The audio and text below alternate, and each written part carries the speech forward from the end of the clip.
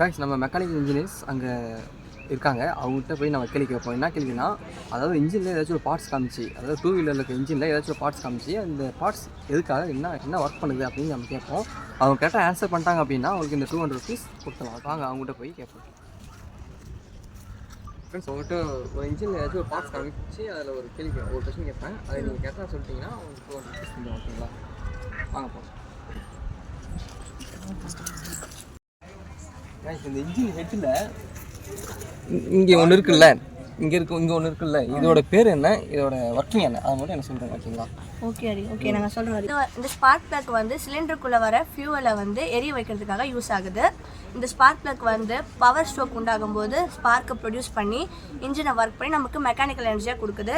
அதனால தான் இந்த வீல் சுற்றி நமக்கு வந்து பைக் வந்து போகுது. ஓகேங்களா? சூப்பராக சொன்னீங்க, நல்லா எக்ஸ்பிளைன் பண்ணீங்க, எனக்கு புரிஞ்சுது. சொல்லவே கண்டிப்பாக.